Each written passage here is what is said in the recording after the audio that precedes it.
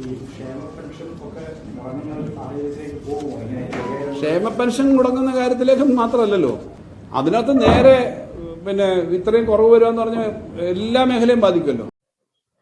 എല്ലാവർക്കും സുഖമാണെന്ന് വിശ്വസിക്കുന്നു. ഡെയിലി അപ്ഡേറ്റിലേക്ക് എല്ലാ ആളുകൾക്കും സ്വാഗതം. നാളെ ഡിസംബർ 21-ാം തീയതിയും തുടർന്നുള്ള ദിവസങ്ങളിലും നിങ്ങൾ ശ്രദ്ധിക്കേണ്ട വളരെ പ്രധാനപ്പെട്ട കാര്യങ്ങളാണ് ഈ ഒരു വീഡിയോയിൽ വ്യക്തമാക്കുന്നത്. വീഡിയോ വിശദാംശങ്ങളിലേക്ക് ഇറക്കുമ്പോൾ കൂടുതൽ ആളുകളിലേക്ക് ഇൻഫർമേഷൻ എത്താൻ ഷെയർ ചെയ്യുക, ലൈക്ക് ചെയ്യുക. ഫേസ്ബുക്കിലൂടെ കാണുന്ന ആളുകൾ ഫോളോ ചെയ്യുക. വീഡിയോയുടെ വിശദമായ വിവരങ്ങളിലേക്ക് വരാം. പെൻഷൻകാർക്ക് സങ്കടം ഉണ്ടാക്കുന്ന അല്ലെങ്കിൽ ആശങ്കയുണ്ടാക്കുന്ന ഒരു വാർത്തയാണ് ഇപ്പോൾ വന്നിട്ടുള്ളത്. വളരെ പ്രധാനപ്പെട്ട അറിയിപ്പാണ്. ധനമന്ത്രിയുടെ ഭാഗത്തു നിന്നുള്ള പ്രതികരണവും വന്നിട്ടുണ്ട്. പെൻഷൻ സാധാരണ എല്ലാ മാസവും വിതരണം ചെയ്യുമ്പോൾ ഓരോ മാസവും പണം കടമെടുത്തുകൊണ്ടാണ് വിതരണം ചെയ്യുന്നത്. എന്നാൽ ഇപ്പോൾ കേരളത്തിന്റെ കടമെടുപ്പ് പരിധിയിൽ നിന്നും വീണ്ടും വലിയ വെട്ടിക്കുറക്കൽ വരുത്തിയിരിക്കുകയാണ്. ഇതിനു മുമ്പ് പലതവണ വെട്ടിക്കുറക്കൽ വരുത്തിയിരുന്നു. നമുക്കറിയാം 6 മാസത്തോളം ക്ഷേമ പെൻഷൻ കുടിശ്ശികയായ ഒരു അവസ്ഥയുണ്ട് ഒരു വർഷം മുമ്പ്. അന്ന് കേന്ദ്രത്തിന്റെ ഇടപെടലിനെ തുടർന്നാണ് ഈ ഒരു പെൻഷൻ മുടങ്ങിയത് എന്നാണ് സംസ്ഥാന സർക്കാരിന്റെ വാദം. ഇതേ ഒരു സാഹചര്യം ഉണ്ടാകും എന്നുള്ള ഒരു മുന്നറിയിപ്പാണ് ധനമന്ത്രിയുടെ ഭാഗത്തു നിന്നും വന്നിട്ടുള്ളത്. അപ്പോൾ ഇതുമായി ബന്ധപ്പെട്ട വിവരങ്ങളാണ് പറയുന്നത്. സംസ്ഥാനത്ത് പഞ്ചായത്ത് ഇലക്ഷനോട് കൂടിയിട്ടാണ് 400 രൂപ ക്ഷേമ പെൻഷൻ വർദ്ധിപ്പിച്ചത്. നേരത്തെ 1600 ആയിരുന്ന സമയത്ത് ഓരോ മാസത്തെ പെൻഷൻ വിതരണത്തിനും 850 കോടി രൂപയോളം വേണ്ടി വന്നിരുന്നു. ഇപ്പോൾ ഒരു മാസത്തെ പെൻഷൻ വിതരണത്തിന് 1045 കോടി രൂപയാണ് വേണ്ടത്. ഇപ്പോൾ വിതരണം ചെയ്തുകൊണ്ടിരിക്കുന്ന ഡിസംബർ മാസത്തെ പെൻഷൻ വിതരണത്തിന് വേണ്ടി അനുവദിച്ച തുകയും 1045 കോടി രൂപയാണ്. കേരളത്തിന്റെ കടമെടുപ്പ് പരിധി കേന്ദ്രം വീണ്ടും വെട്ടിക്കുറച്ചതോടുകൂടി ക്ഷേമ പെൻഷൻ ഉൾപ്പെടെയുള്ള ആനുകൂല്യങ്ങളുടെ വിതരണം പ്രതിസന്ധിയിലേക്ക് എന്ന് ധനമന്ത്രി കെ.എൻ. ബാലഗോപാൽ ഇപ്പോൾ വ്യക്തമാക്കിയിരിക്കുകയാണ്. സാമ്പത്തിക വർഷം അവസാനിക്കാൻ ജനുവരി, ഫെബ്രുവരി, മാർച്ച് എന്നീ 3 മാസങ്ങൾ കൂടി കഴിയേണ്ടതുണ്ട്. 12,516 കോടി രൂപ അതുവരെ സംസ്ഥാനത്തിന് കടമെടുക്കാനുള്ള അനുമതി ഉണ്ടായിരുന്നു. ഇതിൽ നിന്നാണ് 5,900 കോടി രൂപയുടെ വെട്ടിക്കുറവ് വരുത്തിയിട്ടുള്ളത് എന്ന് കാണിച്ചുകൊണ്ട് കേന്ദ്ര ധനമന്ത്രാലയത്തിന്റെ കത്ത് ബുധനാഴ്ച വൈകിട്ട് കിട്ടിയത്. ഇനി 6,572 കോടി രൂപ മാത്രമേ കേരളത്തിന് കടമെടുക്കാൻ കഴിയുകയുള്ളൂ. സാമ്പത്തിക വർഷാവസാനം അതായത് മാർച്ച് മാസത്തിൽ വലിയ ചിലവുകൾ ഉണ്ട്. അതെല്ലാം ഇതിൽ നിന്നും കഴിയേണ്ടി വരും. സർക്കാരിന്റെ മറ്റ് ആനുകൂല്യങ്ങളുടെ വിതരണം ഇപ്പോൾ പുതുതായിട്ട് പ്രഖ്യാപിച്ച സ്ത്രീ സുരക്ഷാ പെൻഷൻ പദ്ധതിയിലേക്ക് തുക കണ്ടെത്തുന്നതിന് വേണ്ടിയിട്ടുള്ള കാര്യങ്ങളും ഉണ്ട്. ഇതെല്ലാം പ്രതിസന്ധിയിലേക്ക് നീങ്ങും എന്നുള്ളതാണ് ധനമന്ത്രിയുടെ ഭാഗത്തു നിന്നുള്ള അറിയിപ്പ് വന്നിട്ടുള്ളത്. ഈ 5,900 കോടി രൂപയുടെ കുറവിന് പുറമെ കിഫ്ബി, പെൻഷൻ കമ്പനി എന്നിവയുടെ പേരിലുള്ള വായ്പാ പരിധിയിൽ നിന്നും വെട്ടിക്കുറക്കൽ നേരത്തെ തന്നെ നടത്തിയിരുന്നു. ഇതെല്ലാം ചേർത്ത് ഈ സാമ്പത്തിക വർഷം മാത്രം വായ്പാ ഇനത്തിലും ഗ്രാന്റിലുമായി സംസ്ഥാനത്തിന് ഏകദേശം 17,000 കോടി രൂപയുടെ കുറവാണ് ഉണ്ടായിട്ടുള്ളത് എന്ന് ധനമന്ത്രി കെ.എൻ. ബാലഗോപാൽ പറഞ്ഞു. കേന്ദ്രം ശ്വാസം മുട്ടിക്കുന്നു എന്ന് മന്ത്രി മാധ്യമങ്ങളോട് പറഞ്ഞു. തൊഴിലുറപ്പ് പരിഷ്കരണ ബിൽ ലോക്സഭയിൽ പാസാക്കിയതോടെ സംസ്ഥാനങ്ങളുടെ സാമ്പത്തിക ഭാരം കൂടിയെന്നും ഈ ഇനത്തിൽ 2,000 കോടി രൂപ കേരളത്തിന് ബാധ്യതയാണ് എന്നും GST നിരക്കുകൾ ഏകീകരിച്ചതോടുകൂടി കേരളത്തിൽ മാത്രം 8,000 മുതൽ 10,000 കോടി രൂപ വരെ നഷ്ടമുണ്ടായി എന്നും ധനമന്ത്രി പറഞ്ഞു. GST കുറച്ചു എങ്കിലും സാധനങ്ങളുടെ വിലയിൽ ജനങ്ങൾക്ക് ലഭ്യമാകുന്ന രീതിയിൽ ഒരു കുറവും ഉണ്ടായിട്ടില്ല എന്നും ധനമന്ത്രി ചൂണ്ടിക്കാണിച്ചു. അപ്പോൾ വളരെ പ്രധാനപ്പെട്ട ഒരു അറിയിപ്പാണ് വന്നിട്ടുള്ളത്. ഒരു ആശങ്കയുണ്ടാകുന്ന കാര്യം തന്നെയാണ്. ഇപ്പോൾ മുടങ്ങാതെ പെൻഷൻ ലഭിക്കുന്നുണ്ട് എങ്കിലും ഭാവിയിൽ അത് മുടങ്ങാനുള്ള സാധ്യതയുണ്ട് എന്നാണ് ധനമന്ത്രിയുടെ ഭാഗത്തു നിന്നുള്ള അറിയിപ്പ് വ്യക്തമാക്കുന്നത്. എല്ലാ മാസവും കടമെടുക്കാൻ കഴിഞ്ഞിട്ടില്ല എങ്കിൽ ക്ഷേമ പെൻഷൻ നൽകുന്നത് പ്രതിസന്ധിയിലാകും. അടുത്ത മാസം അതായത് ഫെബ്രുവരി മാസത്തിൽ സംസ്ഥാന ബജറ്റ് നടക്കുകയാണ്. സംസ്ഥാന സർക്കാർ വാഗ്ദാനം ചെയ്തിട്ടുള്ള 2,500 പെൻഷൻ എത്തിച്ചേക്കും എന്നുള്ള റിപ്പോർട്ടുകൾ വന്നുകൊണ്ടിരിക്കുന്നതിനിടെയാണ് ഇപ്പോൾ ഈ ഒരു പ്രതിസന്ധി വന്നിരിക്കുന്നത്. എന്തായാലും ഏപ്രിൽ മാസമായാൽ പുതിയ സാമ്പത്തിക വർഷമാകും.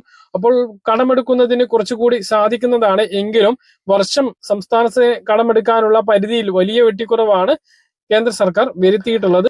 അത് മറ്റ് പദ്ധതികളെയും ക്ഷേമ പെൻഷൻ മാത്രമല്ല സ്ത്രീ സുരക്ഷാ പെൻഷൻ, മറ്റ് ക്ഷേമ ആനുകൂല്യങ്ങളെയെല്ലാം ബാധിക്കും എന്നുള്ളതാണ് റിപ്പോർട്ടുകൾ. സപ്ലൈകോയുടെ ഈ വർഷത്തെ ക്രിസ്മസ് പുതുവത്സര ചന്തകൾ തിങ്കളാഴ്ച മുതൽ ആരംഭിക്കും. സംസ്ഥാനതല ഉദ്ഘാടനം ഭക്ഷ്യമന്ത്രി GR അനിൽ രാവിലെ 10-ന് പുത്തിരിക്കണ്ടം മൈതാനിയിൽ നിർവഹിക്കും. 31 വരെയാണ് ചന്തകൾ പ്രവർത്തിക്കുക.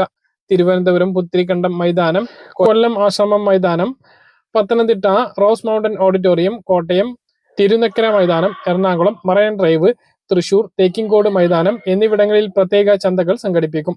സംസ്ഥാനത്തെ എല്ലാ താലൂക്കുകളിലും സപ്ലൈകോയുടെ ഒരു പ്രധാന വിൽപ്പനശാലയിൽ ചന്തകൾ ഉണ്ടാകും. 280-ലധികം ഉൽപ്പന്നങ്ങൾക്ക് പ്രത്യേക ഓഫറുകളും ബ്രാൻഡ് നിത്യോപയോഗ സാധനങ്ങൾ 5 മുതൽ 50% വരെ വിലക്കുറവിലും ലഭിക്കും. 20 കിലോ അരി 25 രൂപക്ക് ഫെയറുകളിലും ലഭ്യമാകും. 500 രൂപക്ക് മുകളിൽ സബ്സിഡി ഇതര സാധനങ്ങൾ വാങ്ങുന്നവർക്ക് 1 കിലോ ശബരി ഉപ്പ് 1 രൂപക്ക് നൽകും. ക്രിസ്മസിനോടനുബന്ധിച്ച് സാൻഡ് ഓഫർ എന്ന പേരിൽ 12 ഉൽപ്പന്നങ്ങൾ അടങ്ങിയിട്ടുള്ള പ്രത്യേക ക്രിസ്മസ് കിറ്റും വാങ്ങാൻ സാധിക്കുന്നതാണ്. കേക്ക്, പഞ്ചസാര, തേയില, പായസം മിക്സ്, ശബരി അപ്പപ്പൊടി, മസാലകൾ എന്നിവയടങ്ങിയ 667 രൂപയുടെ 12 ഇനം കിറ്റിന് 500 രൂപ നൽകിയാൽ മതിയാകും. സപ്ലൈകോയുടെ പെട്രോൾ പമ്പുകളിൽ നിന്നും 250 രൂപക്ക് മുകളിൽ ഇന്ധനം നിറക്കുന്ന ഇരുചക്ര വാഹനങ്ങൾക്കും ഓട്ടോറിക്ഷകൾക്കും 1000 രൂപക്ക് മുകളിൽ ഇന്ധനം നിറക്കുന്ന മറ്റു വാഹനങ്ങൾക്കും കൂപ്പണുകൾ നൽകും. 1000 രൂപക്ക് സബ്സിഡി സാധനങ്ങൾ വാങ്ങുമ്പോൾ പ്രത്യേക കൂപ്പണുകൾ ഉപയോഗിച്ച് 50 രൂപ ഇളവ് ലഭിക്കുന്നതാണ്. സപ്ലൈകോ അത്യാധുനിക രീതിയിൽ സംവിധാനം ചെയ്യുന്ന ഷോപ്പിംഗ് മാളായ സിഗ്നേച്ചർ സ്മാർട്ട് തലശ്ശേരിയിലും കോട്ടയത്തും ജനുവരിയിൽ ആരംഭിക്കുന്നതാണ്.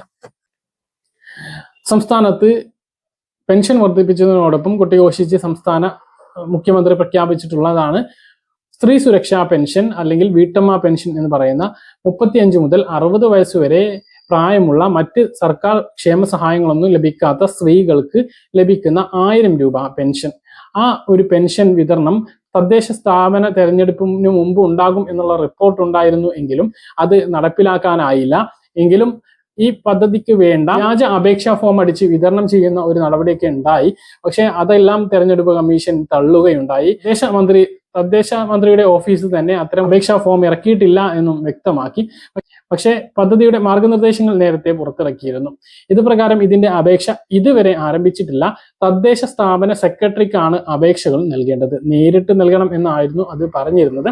പക്ഷെ ഈ പദ്ധതിയിലൂടെയുള്ള 1000 രൂപയുടെ വിതരണവും സോഷ്യൽ സെക്യൂരിറ്റി പെൻഷൻ ലിമിറ്റഡ് എന്ന കമ്പനി മുഖാന്തരം സേവന വെബ്സൈറ്റിലൂടെ തന്നെയായിരിക്കും പെൻഷൻ വിതരണ നടപടികൾ ഉണ്ടാവുക. അതുകൊണ്ട് തന്നെ ഓൺലൈനിലൂടെ ഇത് അപേക്ഷ സമർപ്പിക്കാൻ കഴിയുന്ന രൂപത്തിലുള്ള മാറ്റങ്ങൾ വരുത്താൻ സാധ്യതയുണ്ട്. അതുകൊണ്ട് തന്നെ ഓൺലൈനായിട്ട് അപേക്ഷ സമർപ്പിക്കുകയാണ് എങ്കിൽ മറ്റ് സാമൂഹ്യ സുരക്ഷാ പെൻഷൻ പോലെ തന്നെയായിരിക്കും അപേക്ഷ നൽകേണ്ടി വരിക.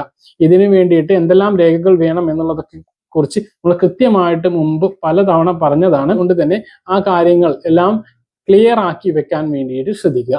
അത് എന്താണ് എന്ന് അറിയാത്തവർ താഴെ ചോദിച്ചാൽ മതി, കമന്റിൽ മറുപടി നൽകുന്നതാണ്. അപ്പോൾ സ്ത്രീ സുരക്ഷാ പെൻഷൻ അതിനി അപേക്ഷ സ്വീകരിക്കുക ഓൺലൈനായിട്ടായിരിക്കും. നേരിട്ട് അപേക്ഷ സമർപ്പിക്കണം തദ്ദേശ സ്ഥാപന സെക്രട്ടറിക്ക് എന്നായിരുന്നു പറഞ്ഞിരുന്നത്. നിലവിൽ അപേക്ഷ തുടങ്ങിയിട്ടില്ല. നിലവിൽ നമുക്കറിയാം ഇപ്പോൾ തദ്ദേശ സ്ഥാപനങ്ങളിലേക്ക് നടന്ന ഇലക്ഷൻ കഴിഞ്ഞിരിക്കുകയാണ്. അപ്പോൾ പഞ്ചായത്ത്, മുനിസിപ്പാലിറ്റി, കോർപ്പറേഷനുകളിൽ പുതിയ ഭരണസമിതി അധികാരത്തിലേറാനിരിക്കുകയാണ്. അത് അധികാരത്തിൽ വന്നതിന് ശേഷമായിരിക്കും ഇനി പദ്ധതിയിലേക്ക് ഓഫ്ലൈനായിട്ട് അപേക്ഷ സ്വീകരിക്കാൻ സാധ്യത. അപ്പോൾ ഇതാണ് ഈ ഒരു പദ്ധതിയുമായി ബന്ധപ്പെട്ട് നമുക്ക് ഇപ്പോൾ ലഭ്യമായിട്ടുള്ള ഏറ്റവും പുതിയ വിവരങ്ങൾ. കൂടുതൽ വിവരങ്ങൾ അറിയുന്ന സമയത്ത് കൃത്യമായിട്ട് നിങ്ങളെ അറിയിക്കുന്നതാണ്. പറഞ്ഞ കാര്യങ്ങൾ കൃത്യമായിട്ട് മനസ്സിലാണെന്ന് കരുതുന്നു. ഇതുപോലെ ഇൻഫർമേഷൻ ലഭിക്കാൻ ചാനൽ സബ്സ്ക്രൈബ് ചെയ്യുക, ബെൽ ഐക്കൺ എനേബിൾ ചെയ്ത് നോക്കുക. മറ്റൊരു വീഡിയോയുമായി നമുക്ക് വീണ്ടും കാണാം. ദൂരേക്കും ബൈ.